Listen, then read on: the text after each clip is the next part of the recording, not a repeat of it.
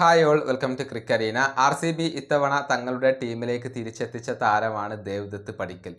ഇപ്പോൾ ഈ സീസണിൻ്റെ അവസാനത്തിലേക്ക് പ്രവേശിക്കുകയാണ്. പരിക്ക് കാരണം ദേവ്ദത്ത് പടിക്കലിന് പുറത്താവേണ്ടി വന്നിട്ടുണ്ട്. ഇനി ഈ സീസണിൽ അദ്ദേഹത്തിന് കളിക്കാൻ കഴിയില്ല എന്നുള്ളത് സ്ഥിരീകരിക്കപ്പെട്ടു കഴിഞ്ഞു. പകരം മായങ്ക് അഗർവാളിനെ RCB ടീമിൽ ഉൾപ്പെടുത്തുകയും ചെയ്തിട്ടുണ്ട്. ഏതായാലും ദേവ്ദത്ത് പടിക്കലിനെ കൊണ്ടുവന്നപ്പോൾ സമ്മിശ്രമായ അഭിപ്രായങ്ങളായിരുന്നു ഉണ്ടായിരുന്നത്. പലർക്കും അത് പിടിച്ചിരുന്നില്ല. പക്ഷേ മോശമല്ലാത്ത പ്രകടനം നടത്താൻ പടിക്കലിന് കഴിഞ്ഞിട്ടുണ്ട് എന്നുള്ളത് ഒരു വസ്തുതയാണ്. 10 ഇന്നിങ്സുകളാണ് അദ്ദേഹം കളിച്ചിട്ടുള്ളത്. 247 റൺസ് അദ്ദേഹം സ്വന്തമാക്കി. ആവറേജ് വരുന്നത് 27.4 ആണ്. 150.6 ആണ് അദ്ദേഹത്തിൻ്റെ ഒരു സ്ട്രൈക്ക് റേറ്റ് വരുന്നത്.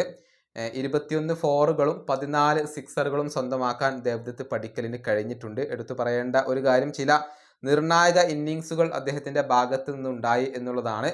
പ്രത്യേകിച്ച് നമുക്കറിയാം, രാജസ്ഥാൻ റോയൽസിനെതിരെ 27 പന്തുകളിൽ നിന്ന് 50 റൺസ് അദ്ദേഹം നേടിയിരുന്നു. PBKസിനെതിരെ 35 പന്തുകളിൽ നിന്ന് 61 റൺസ് അദ്ദേഹം നേടിയിരുന്നു. അതുപോലെ തന്നെ രാജസ്ഥാനെതിരെ 29 പന്തുകളിൽ നിന്ന് 40 റൺസ്, മുംബൈക്കെതിരെ 22 പന്തുകളിൽ നിന്ന് 37 റൺസ്, CSKക്കെതിരെ 14 പന്തുകളിൽ നിന്ന് 27 റൺസ് എന്നിങ്ങനെയുള്ള ഇന്നിങ്സുകൾ അദ്ദേഹത്തിൻ്റെ ഭാഗത്തു നിന്നുണ്ടായിട്ടുണ്ട് എന്നുള്ളതാണ്.